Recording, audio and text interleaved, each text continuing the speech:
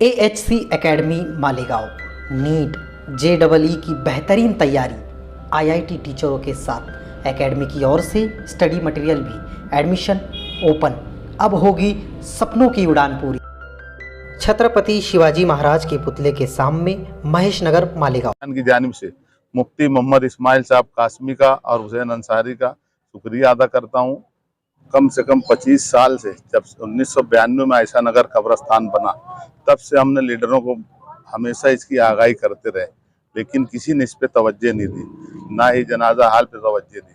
अभी मुफ्ती इस्माइल साहब के फंड से 55 लाख रुपये फंड से जनाजा हाल बन रहा है, आधा बन चुका है, और ये रोड का काम आज इब्तिदा हुआ 75 लाख रुपये का। इंशाअल्लाह वो भी मुकम्मल होगा और पायदार होगा, ऐसा उन्होंने वादा किया और आवाम देख रही है।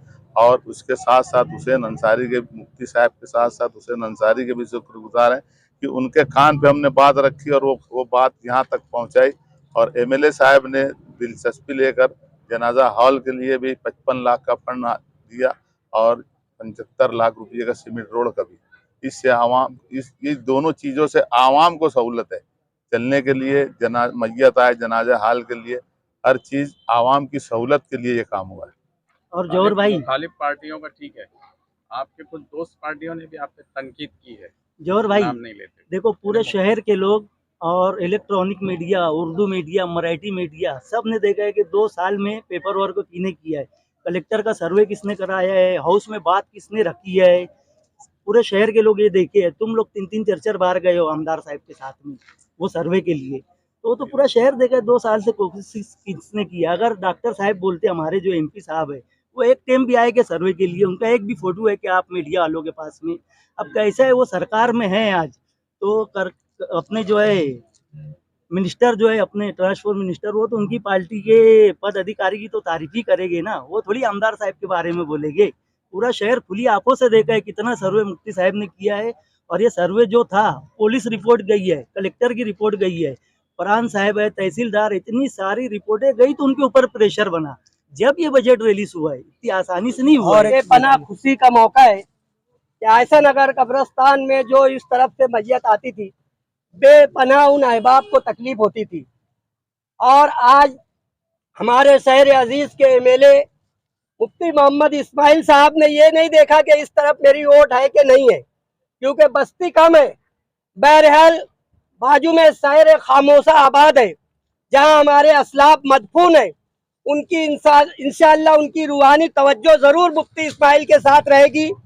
और इस मौके पर आयशा नगर कब्रस्तान के चीफ ट्रस्ट अशरफिया फाउंडेशन के सदर मोहतरम हाजी जहीर अहमद मोहम्मद अशरफी के मुबारक हाथों से इस काम की खुशी में मुफ्ती मोहम्मद इस्माइल का शुक्रिया अदा करने के एतबार से खराज अकीदत पेश करने के लिए, अपने दिल की आरजू और तमन्ना पूरी करने के लिए कि बड़ी देर कर दी मेहरबा आते आते किसी ने तो इस तरफ तवज्जो दिया।